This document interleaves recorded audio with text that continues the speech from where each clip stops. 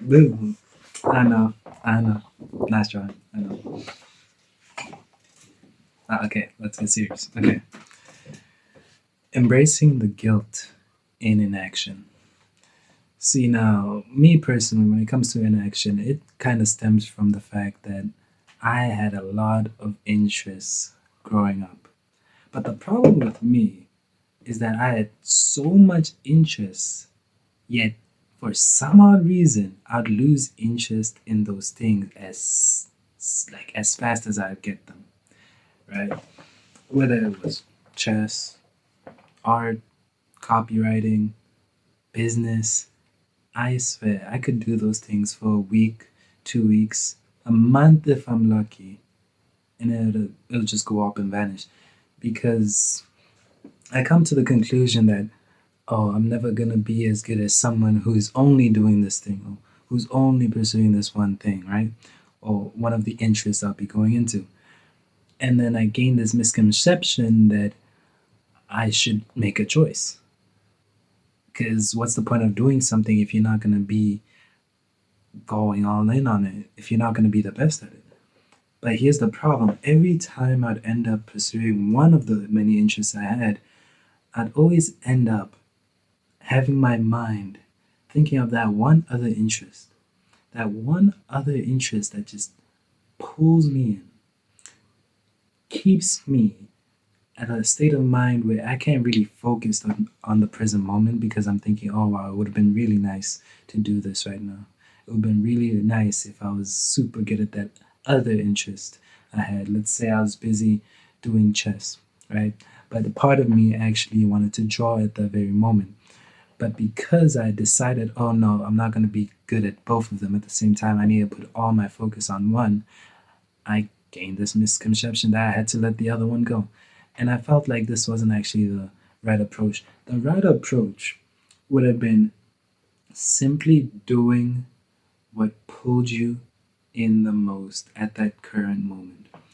Because listen, at the end of the day, when it comes to interests, you're doing it not for other people, or even if you want to be the best, you shouldn't do it to be seen as the best, right? You should do it for you, obviously. And I know this is a term thrown around, boy, like lots of times on the internet, but it's true because um, wanting to be the best at something usually ends up resulting in comparison because obviously how can you be the best if you don't know what the best looks like, right? And then you look at the best and you're like, damn, that is, you're like, damn, but you're like, oh, but if I put enough effort, I can get there, right? But once you're going on that ladder trying to get there, you're going to end up comparing yourself to everyone in that field around you, in that interest around you, and it's going to lead to a lot of negative thoughts and a lot of negative feelings because you're doing it to be there. But as a person climbing that path, you're gonna feel terrible because you're not doing it for yourself. You just want to be seen as someone who's up there. So, what I suggest, rather than just doing it for, you know, doing it to be the best, since it's an interest, it's supposed to be something you enjoy, right? Do it when you feel like doing it. Do it, and I know this might be controversial, like because people are like, "Oh no, do it even when you don't want to do it. Do it even when you're sweating, when you have no motivation." Listen, it's an interest. It's something you in your heart should feel like, yeah, I want to do this. If you're being pulled towards something else, is it really something you should be doing at that moment? And I'm not saying you have to leave that thing if you're not feeling it in the moment, but all I'm saying is put your energy where your energy wants to be, right? And I'm not, obviously, I'm not talking about distractions like, oh, if your energy is pulling you towards TikTok. Or, no, I'm talking about actual hobbies and things that you feel like would contribute to your mental well being, right? So, the message that I'm trying to get across is just do whatever the hell you feel like doing inside. If you're a chess player, right now at the very moment you feel, wow, I actually want to improve my drawing a bit, I want to improve my art a bit, then do that. Just put chess aside for a bit. It's not going to kill you. Trust me, there's so much people who go do chess like the rest of their lives, but they're not always practicing.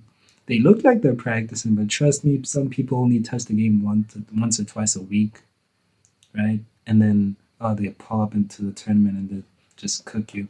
Trust me, I know. I've talked to them firsthand. Just do whatever makes you feel good, and trust me, bro.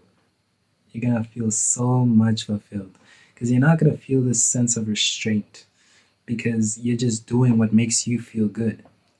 Because at the end of the day, what makes you feel good is what makes you feel fulfilled. And when you feel fulfilled, you're positive. And when you're positive, guess what? You won't lose interest in that thing as easily. You understand? But that's just from my perspective. I want to hear from you. How do you feel when you have certain interests or certain things that you want to do but can't exactly go through with? I want to understand, how do you feel? What's your mental state? How does this affect you? Because at the end of the day, we're all different. But that's why I want to connect with you as the audience to know how you feel so that I can help you better. Not really help it, help you relate to me, all that stuff. But you get the point. In any case, yeah, you gotta do it for you. You gotta enjoy what you do. And once you feel the pull to that one interest you left because you weren't feeling it or you're feeling pulled to something else, once you feel the interest in that, then you can go back to that and get on it, enjoy it, work hard on it, and you know, it's a push and pull thing. But everything has to be for you. You're doing it for yourself. It's an interest. Enjoy it. Okay?